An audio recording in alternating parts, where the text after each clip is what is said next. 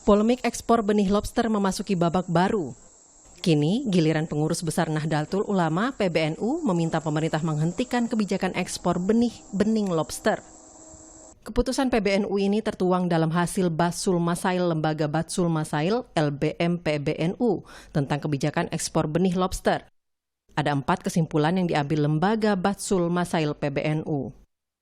Pertama, ekspor benih lobster harus dihentikan, dan pemerintah harus memprioritaskan pembudidayaan lobster di dalam negeri. PBNU meminta Menteri Kelautan dan Perikanan memprioritaskan pengelolaan benih lobster di dalam negeri, bukan mengekspor ke Vietnam dan menguntungkan negara kompetitor tersebut. Kedua, pembelian benih lobster dari nelayan kecil bisa tetap difasilitasi dalam rangka meningkatkan pendapatan nelayan kecil. Lalu, benih lobster yang dibeli dari nelayan kecil itu bukan untuk diekspor, melainkan dibudidayakan sampai memenuhi standar ekspor dalam bentuk lobster dewasa. Ketiga, mendukung pembolehan budidaya lobster di dalam negeri. Sementara mengenai syarat kuota dan lokasi yang harus sesuai kajian Kajistan, itu adalah upaya protektif agar tidak terjadi penangkapan liar tanpa batas. Keempat, PBNU meminta pengaturan dan pengawasan restocking sesuai dengan tujuan menjaga ketersediaan dan keberlanjutan lobster. Dari aspek kemanfaatan, LBM PBNU berpendapat, ekspor benih lobster jika berlangsung dalam skala masif mempercepat kepunahan, bukan hanya benihnya, tetapi juga lobsternya, yang bertentangan dengan ajaran Islam. Karena bisa berdampak buruk bagi para nelayan yang hidup pada generasi setelahnya, yang tidak dapat menikmati lobster. Menanggapi keputusan LBM PBNU, Kepala Biro Humas dan Kerjasama Luar Negeri Kementerian Kelautan dan Perikanan, Agung Tri Prasetyo, seperti dikutip dari Tempo.com, mengatakan, KKP memprioritaskan benih lobster untuk dibudidayakan. Menurut Agung, kebijakan ekspor diambil karena stok berlebih benih lobster yang sudah ditangkap nelayan, namun belum bisa ditampung di pembudidaya. Pemanfaatan itu dinilai jadi peluang bagi nelayan di tengah keterpurukan ekonomi akibat pandemi COVID-19 tanpa membahayakan kelestariannya. Kisruh ekspor benih lobster atau benur terus menggelinding bak bola api. Polemik ini berawal dari keputusan Menteri Edi Prabowo yang membuka keran ekspor benih lobster. Padahal Menteri sebelumnya, Susi Pujiastuti, melarang ekspor benur sebagai wujud kedaulatan atas keberagaman sumber daya hayati Indonesia. Tim Liputan, Kompas TV. Kita dalami bagaimana pertimbangan PBNU untuk mengeluarkan keputusan yang meminta pemerintah menghentikan ekspor benih lobster. Kita akan bahas, sudah bergabung secara daring bersama kami. Ada Rais Syuriah PBNU, Ahmad Isomuddin atau yang biasa disapa sebagai Gus Isom. Selamat pagi, Gus. Selamat pagi, Pak Timothy Marbun. Terima kasih sudah bergabung bersama kami, Gus Isom. Dan juga ada anggota Komisi 4 DPR RI, Pak Ono Surono. Selamat pagi, Pak Ono. Selamat pagi, Mas Timothy. Selamat pagi, terima kasih juga sudah bergabung bersama kami. Gus Isom, saya mau langsung kepada Anda. Ini menarik bagaimana PBNU merasa ini harus ada sikap dari PBNU dan ini cukup tegas sikapnya kalau kita lihat dalam keputusan ini mengenai ekspor benih lobster. Intinya sebenarnya yang ingin digambarkan oleh PBNU melalui keputusan ini adalah apa sebenarnya, Gus Isom? Bahwa meminta pemerintah melarangkah atau sekadar menggambarkan sikap PBNU terhadap keputusan ini? Ya, terima kasih Pak Timothy Marbun, bahwa pemerintah Negara Kesatuan Republik Indonesia itu menurut pandangan pengurus besar Nahdlatul Ulama itu harus mengikuti satu prinsip yang saya kira rasional dan masuk akal, bahwa tasarruful imam ala ra'iyah manutun bil masalah. Tindakan pemerintah atas rakyat itu harus mengacu atau harus berpatokan kepada kemaslahatan rakyat. Nah, keputusan pemerintah melalui Permen KP nomor 12 tahun 2020 oleh Pak Menteri Edi Prabowo yang kemudian mengizinkan ekspor benih lobster dengan alasan berlebihannya di laut negeri kita, itu saya kira bisa berdampak buruk dari sisi ekologi maupun sisi pendapatan nelayan kecil utamanya, terutama nelayan-nelayan dari kalangan warga Nahdlatul Ulama yang jumlahnya tentu jauh lebih banyak. Oleh karena itu, demi menjaga keutuhan dari lobster, maka ekspor benih bening lobster itu harus dihentikan oleh pemerintah untuk menjaga keutuhan lobster itu sendiri. Tidak ada satu negara pun sepengetahuan kami yang mengekspor benih-bening lobster. Oleh karena itu yang diperkenankan adalah mengekspor lobsternya. Kita adalah negara maritim yang memiliki lobster, tetapi kebanyakan masyarakat kita tidak pernah mencicipi lezatnya lobster itu sendiri. Berbeda halnya misalnya dengan negara Vietnam yang menjadi sasaran tempat ekspor lobster itu sendiri, sehingga menjadi makanan jalanan. Nah, yang demikian ini tidak terjadi di negara kita, negara yang kaya akan lobster itu sendiri. Tapi tidak menikmati sendiri begitu ya, Gus? Iya, saya kira kita tidak boleh terburu nafsu lah untuk mengeruk sebanyak mungkin dengan alasan apapun untuk mengekspor lobster itu sendiri, bening lobster itu sendiri. Karena itu merugikan masyarakat kita. Kalau dari keputusan dari Batsul Masail ini memang berdasarkan hanya kajian dari NU saja atau memang ada aspirasi dari Nahdliyin juga yang tertampung di dalamnya? Ya, saya kira ini karena melibatkan juga berbagai utusan pemerintah dari warga Nahdliyin, terutama kalangan nelayan, para kiai, para ulama NU yang biasa terlibat di dalam Bahsul Masail Nahdlatul Ulama yang digawangi oleh Lembaga Bahsul Masail Pengurus Besar Nahdlatul Ulama. Ya, jadi membicarakan nasib kita bersama. Oke, jadi memang ada aspirasi dari Nahdliyin juga terkait dengan keputusan ini begitu ya? Ya, tentu saja. Saya kira tidak diuntungkan lah dengan adanya ekspor benih-bening lobster ini. Oke, saya ke Pak Ono. Pak Ono, mungkin Anda juga bisa lebih memperbarui juga bagaimana pembicaraan antara Komisi 4 juga dengan kementerian. Karena ini kan sebenarnya tidak secara penuh bulat begitu semua mendukung. Kita tahu bahwa dari berbagai pihak, bahkan dari dalam mungkin dari komisi sendiri masih ada yang merasa menolak sebenarnya untuk sepenuhnya mendukung aturan dari kementerian ini. Nah, berarti kan ini masih terus dalam pengawasan, dalam kajian juga, bagaimana eksekusinya di lapangan juga dan lain-lain. Mungkin Anda bisa berbagi juga bersama pemirsa dan juga terutama dari PBNU yang terus mengikuti juga isu ekspor lobster ini. Apakah sesuai dengan harapan dan laporan yang selama ini digambarkan oleh kementerian, Pak Itra dari pengawasan DPR? Ya, terima kasih Mas Timothy. Pertama-tama saya ucapkan terima kasih kepada Gus Isom dari PBNU yang telah menyatakan sikap nih.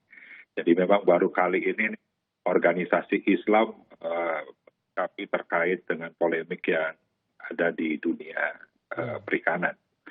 Jadi terkait dengan masalah lobster, mungkin saya akan tarik nih 5 tahun ke belakang, di mana juga terjadi polemik saat Ibu Susi membuat permen terkait dengan pelarangan penangkapan lobster untuk yang di bawah 200 gram.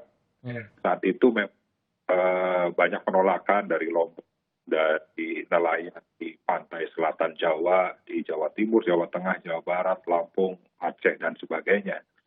Dan memang terkait dengan masalah ini, Indonesia itu pernah menjadi salah satu negara terbesar lah mengekspor lobster pada tahun 2000 sebelum kebijakan ekspor benih lobster.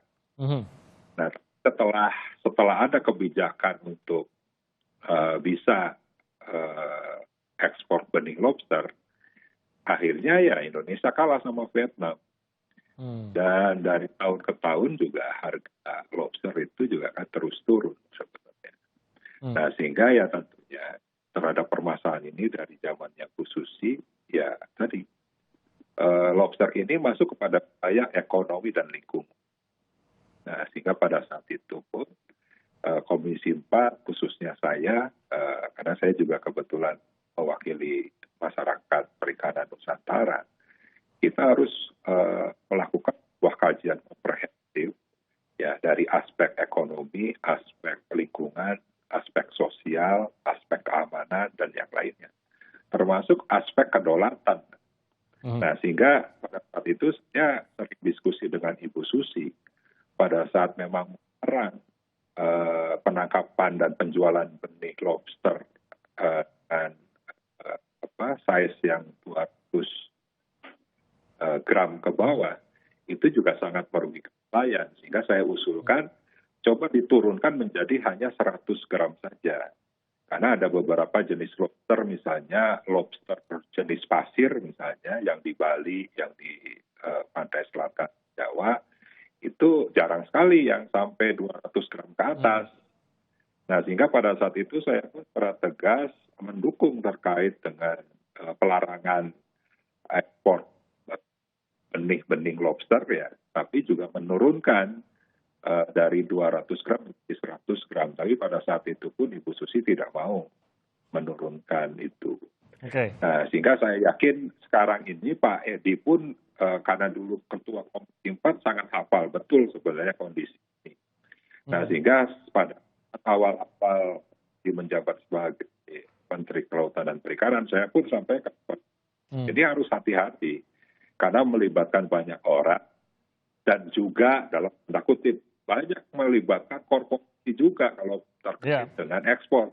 Tidak semata nelayan kecil yang diuntungkan, tapi korporasi dengan modal besar sangat diuntungkan. Karena kan tidak semua orang bisa juga melakukan ekspor benih lobster ke Vietnam. Iya. Nanti sebelum saya lanjutkan, saya mau ke poin tadi Pak Ono juga. Ini memang sebenarnya kita mengangkat ini juga hal yang menarik, Gus Isom.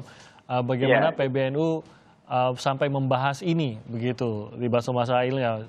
Apa sebenarnya yang membuat PBNU sampai merasa bahwa ini yang harus dibahas dan ini yang harus kita keluarkan sikap terkait dengan lobster ini. Tadi Pak Ono sudah menggambarkan menarik. Ini mungkin PBNU yang pertama nih, organisasi keagamaan yang bersikap terhadap perikanan begitu.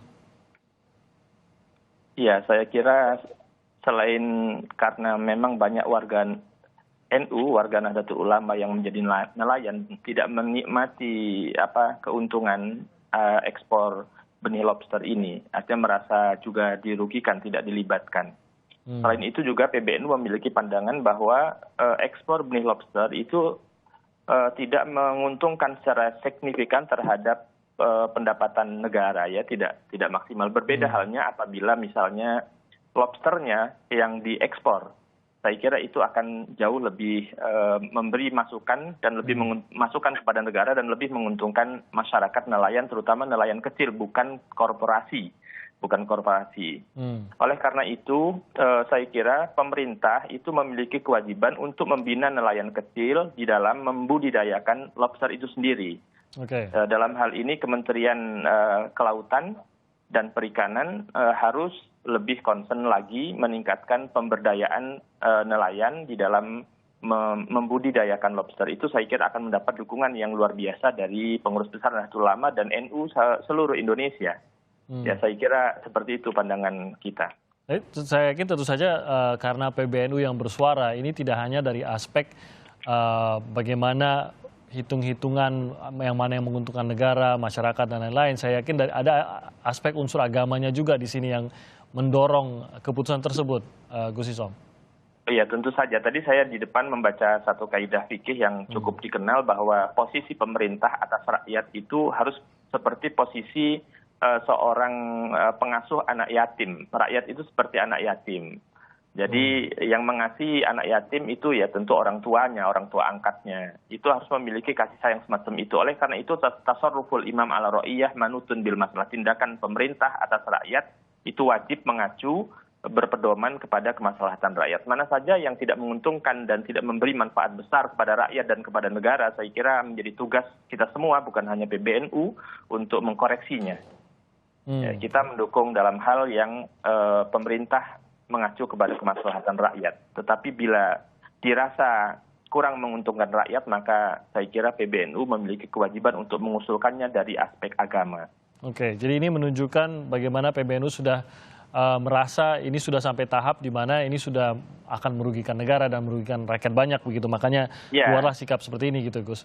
Ya, saya kira juga kita tidak memikirkan soal laut hari ini, tetapi generasi yang akan datang juga harus mengerti dan harus bisa mencicipi lobster. Jangan sampai mencicipi lobster ketika berada di negara lain. Kita tidak boleh menjadi budak bagi negara lain.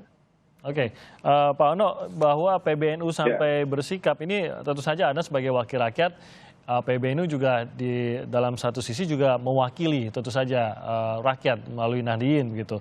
Bagaimana ini harus disikapi sebenarnya Pak Ono, mengingat ini sudah ada sikap dari organisasi Islam besar di negeri ini?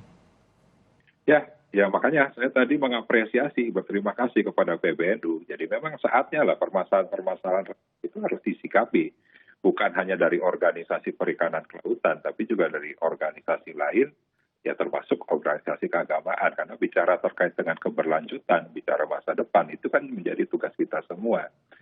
Nah sehingga tentunya karena ini menjadi sebuah polemik yang terus mencuat, ya sudah saatnya menurut saya Kementerian Perikanan Prabowo untuk juga mendengar saran-saran pendapat dari semua komponen masyarakat yang peduli terkait dengan masalah lobster.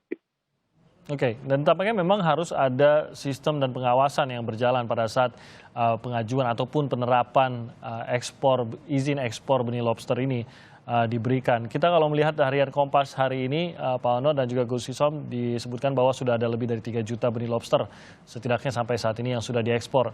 Sementara di sisi lain, di dalam negeri sendiri yang membudidaya lobster ini kesulitan untuk mencari benih lobster. Dan ada juga yang menyebutkan bahwa harga benih lobster di dalam negeri justru naik. Nanti kita akan bahas lebih jauh lagi, kita akan jeda sebentar bagaimana solusinya atas hal ini dan bagaimana agar pengawasan terhadap ekspor ini juga tidak secara bebas saja begitu. Siapa yang bisa mengekspor silakan mengekspor, padahal untuk meraih keuntungan saja dan bukan seperti tadi kata Gus Isom justru untuk membantu ekonomi masyarakat. Kita akan kembali saat lagi.